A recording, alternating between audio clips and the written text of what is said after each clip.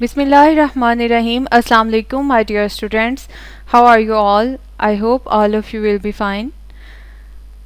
Chapter number 5 physical state of matter में आज का हमारा टॉपिक है टिपिकल प्रॉपर्टीज़, जिसमें से सबसे पहले हम इवेपोरेशन को डिस्कस करेंगे।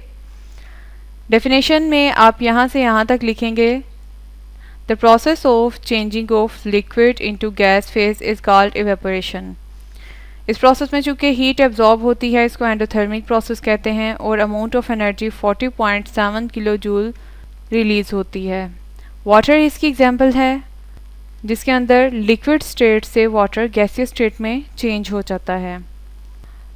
शॉर्ट क्वेश्चन, लॉन्ग क्वेश्चन और एमसीक्यू के पॉइंट ऑफ व्यू से ये टॉपिक काफ़ी इम्पॉर्टेंट है।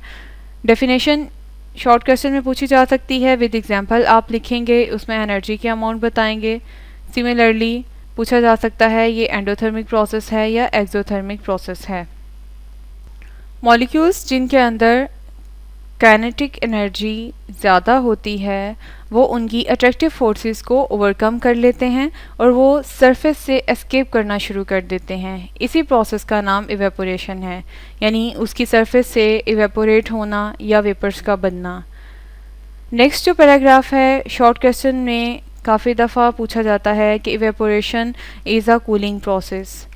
When the high kinetic energy molecules vaporise, temperature of remaining molecules falls down, यानी इर्द गिर्द के मॉलिक्यूल्स का टेम्परेचर ऑटोमेटिकली कम हो जाता है, क्योंकि मॉलिक्यूल्स सराउंडिंग से एनर्जी एब्जॉर्ब करते हैं और इस वजह से हमें कूलिंग फील होती है। यानी put a drop of alcohol on palm, the alcohol evaporates, we feel cooling effect, हम महसूस करते हैं कि कूलिंग इफेक्ट हो रहा है। नेक्स्ट हम देखते हैं फैक्टर्स जिन पर इवेपोरेशन डिपेंड करती है। फैक्टर्स में सबसे पहला फैक्टर है surface area, next one is temperature, third point is intermolecular forces. Surface area, evaporation किस तरह से सरफेस एरिया की वजह से इफेक्ट हो सकता है।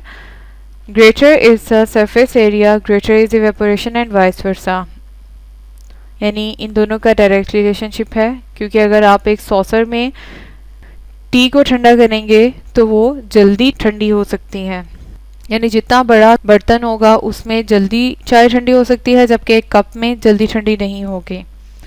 हाई टेम्परेचर पे इवेपोरेशन हाई होती है, क्योंकि मॉलिक्यूल्स की काइनेटिक एनर्जी बढ़ जाती है और वो ज़्यादा तेज़ी से भागने की, एस्केप करने की कोशिश करते हैं। जैसे कि हॉट वाटर जल्दी इवेपोरेट हो जाएगा कोल्ड वाटर की निस्बत। नेक्स्ट आ जाती है इंटरमॉलिक्यूलर फोर्सेस। इंटरमॉलिक्यूलर फोर्सेस अगर स्ट्रॉन्ग होंगी तो मॉलिक्यूल्स को आपस में, चूँकि ज़्यादा अच्छी बॉन्डिंग है, स्ट्रॉन्ग बॉन्डिंग है, तो वो इवेपोरेशन में डिफ़िकल्टी महसूस करेंगे। Water has stronger intermolecular forces than alcohol, alcohol evaporates faster than water, यानी अल्कोहल जल्दी इवेपोरेट कर जाएगी वाटर के निस्बत। नेक्स्ट हमारे पास टॉपिक आता है वेपर प्रेशर। वेपर प्रेशर की डेफिनेशन यहाँ से स्टार्ट होके यहाँ तक है। Vapour pressure exerted by the vapors of the liquid at equilibrium with the liquid at particular temperature। Liquid जब वेपराइज होगा, वेपर्स में बदल जाएगा, यही वेपर कंडेंस होकर वापस लिक्विड फॉर्म में चेंज हो सकते हैं। शॉर्ट क्वेश्चन में इसकी डेफिनेशन पूछी जा सकती है। नेक्स्ट हम देखते हैं डायनामिक इक्विलिब्रियम की डेफिनेशन। ऐसी स्टेट जिस पर नंबर ऑफ मॉलिक्यूल्स इवेपोरेट करते हैं और वो इक्वल हो जाते हैं नंबर ऑफ मॉलिक्यूल्स, यानी जो कंडेंस कर रहे हैं, यानी rate of evaporation when becomes equal to rate of condensation, this is called dynamic equilibrium state. अब आ जाते हैं फैक्टर्स पर, यानी कौन से ऐसे फैक्टर्स हैं जो वेपर प्रेशर को अफेक्ट कर सकते हैं। Nature of the liquid is the first factor which affect the vapour pressure. Vapour pressure nature of liquid पे डिपेंड करता है, इस लिहाज से कि अगर नॉन पोलर लिक्विड्स होंगे तो वो लो वेपर प्रेशर रखते हैं, क्योंकि उनके दरमियान इंटरमॉलिक्यूलर फोर्सेस स्ट्रॉन्ग नहीं होती, जबकि पोलर मॉलिक्यूल्स या पोलर लिक्विड्स के दरमियान इंटरमॉलिक्यूलर फोर्सेस स्ट्रॉन्ग है। नेक्स्ट हमारे पास है size of molecules. Small size molecules को इवेपोरेट करना आसान है क्योंकि वो जल्दी से एस्केप कर सकते हैं या वेपर्स में बदले जा सकते हैं। For example hexane. हेक्सेन के अंदर 6 कार्बन्स हैं और वो छोटे साइज में हैं, जबकि डिकेन के अंदर 10 कार्बन्स हैं। तो वेपर प्रेशर किसका ज़्यादा होगा? हेक्सेन का। Temperature. Temperature is the third factor which affect the vapor pressure. High temperature पे vapor pressure high होता है, low temperature पे low होगा, यानी इन दोनों के दरमियान भी direct relationship है क्योंकि elevated temperature पे kinetic energy काफ़ी हद तक बढ़ जाती है ताकि वो vaporize कर सके और pressure को exert कर सके। नेक्स्ट हम देखते हैं, यहाँ पर टेबल में डिफरेंट टेम्परेचर्स पे वेपर प्रेशर और टेम्परेचर दिया हुआ है, इनकी वैल्यूज आप याद कर सकते हैं। नेक्स्ट है boiling point. When a liquid is heated, its molecules gains energy. The number of molecules having more than average kinetic energy increases. तो जब उनकी इंटरमोलिकुलर फोर्सेस पे वो एनर्जी ओवरकम कर लेती है तो वो बॉयल होना शुरू हो जाते हैं। बॉइलिंग पॉइंट की डेफिनेशन शॉर्ट क्वेश्चन में पूछी जा सकती है। Boiling point is defined as the temperature at which the vapor pressure of the liquid becomes equal to atmospheric pressure. यानी ऐसा टेम्परेचर जब वेपर प्रेशर किसी लिक्विड का एक्सटर्नल या एटमॉस्फेरिक प्रेशर के इक्वल हो जाए तो इसे बॉइलिंग पॉइंट कहते हैं।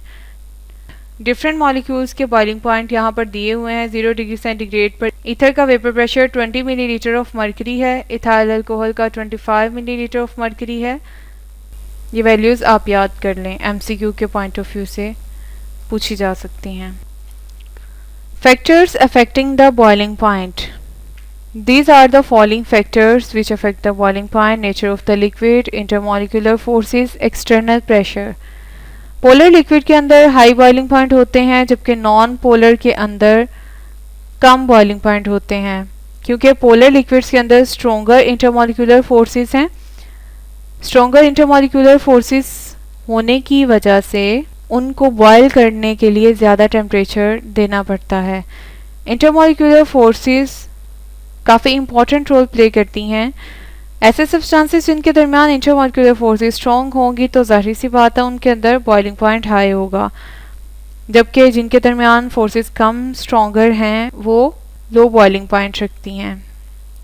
Boiling point of liquid is controlled by external pressure. External pressure किस तरह से बॉइलिंग पॉइंट को इफ़ेक्ट कर सकता है, क्योंकि अगर एक्सटर्नल प्रेशर ज़्यादा होगा तो बॉइलिंग पॉइंट भी ज़्यादा होगा, अगर एक्सटर्नल प्रेशर कम है तो बॉइलिंग पॉइंट भी कम होगा। यानी जो प्रेशर कुकर काम करता है वो इसी प्रिंसिपल पे काम करता है। फ्रीजिंग पॉइंट की डेफिनेशन पूछी जा सकती है।